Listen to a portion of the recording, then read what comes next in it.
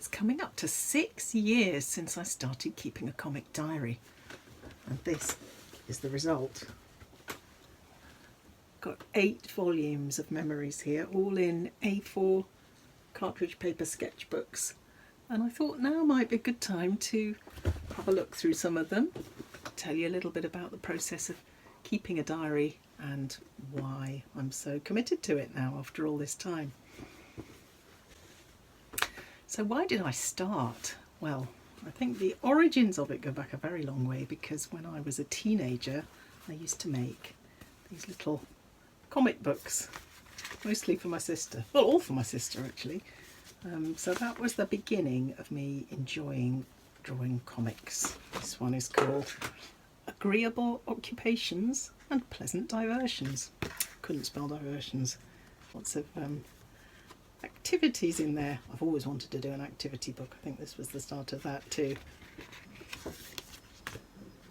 But I really started in earnest nearly 6 years ago when I signed up for a course at the Royal Drawing School with Emily Hayworth Booth. It was all about drawing the graphic novel, and the homework in week 1 was to make a page of a comic about something ordinary that had happened that week. And I remember Emily giving the advice that the most boring things make the best comics.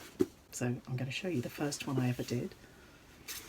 Here it is, and it's all about the under 5s art class that I normally do once a week at a local nursery, and we always make things out of Play-Doh, and this was all about how the children like to make pretend food and make me pretend to eat it. So that's the drawing isn't brilliant, but the memory is really strong. So on the pages of all these books are my memories. They include funny everyday things like that, happy things, big things, small things, but also some of the sad, difficult, stressful things that happen in life. And although I don't tend to share those in public, it's a really useful way of processing those things and just feeling a little bit better about something bad that's happened.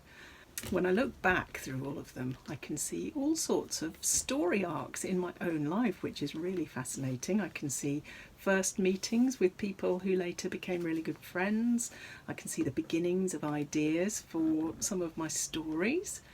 I can see the whole process, in fact, some of the difficult parts along the way where I've struggled to get the story to work or get the artwork to work, and then leading up to publication. I've got a few book launches in there too. They also make a really interesting record of what's been happening, particularly recently in this last year with COVID. I've kept the diary throughout the year, and it's really interesting looking back to see how I felt about it all at the beginning and all the different ups and downs. There's details like me trying to buy vegetables with gloves on right at the beginning when I was shopping for my parents. I went into a bookshop and there was a Dalek and it said sanitize.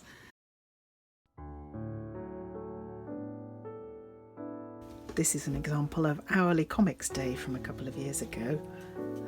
I was a Friday, so I was teaching my students, and this is when I made a terrible mistake when I was doing a demonstration, and I used a plastic ruler to cut with a sharp blade, and I cut my thumb.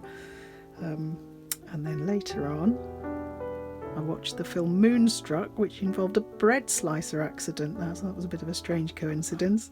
And then I made a joke about my sore thumb at bedtime, sticking out like a sore thumb. This one's from when we'd been on holiday to the Isle of Colonsay, a Scottish island, and we'd been to a music festival and just had the most wonderful time. And on the ferry, the Caledonian MacBrayne ferry, on the way back to Oban, all the musicians got out their instruments and played for the whole trip. So I made a little lift the flap to show what was happening inside that boat, and there was a wonderful rainbow as we were leaving. Here's one where I was playing with the format a little bit. And we went to this wonderful park. It was the Palace Gardens in Seville, and it was full of so many beautiful things that I wanted to do it all as one big image, and I used a bit of colour, which I don't normally do. And I've actually been using all the details from this in a picture book I'm currently developing, which is going to be set in a garden just like this. So it's actually very, very useful to have all these things to refer to in a comic diary as well. One of the recurring themes in the comic diary is river Wandle cleanups. There's a group of volunteers that get rubbish out of our local river, the Wandle, and I've recorded lots of little incidents from that in my comic diary, which have been really, really useful for my graphic novel, The Ghost Cop. So this one, we were bagging up floating pennywort, and then somebody found 8 boxes of rotting salmon, and the smell was unbelievably bad. So all of these little things that happen at the cleanups, I've put lots and lots of them into the Ghost Carp. So that's that, and I'll just show you.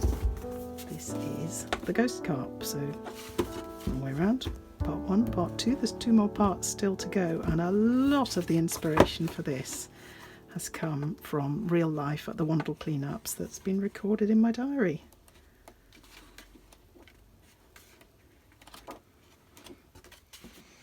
I use pencil for my comic diary.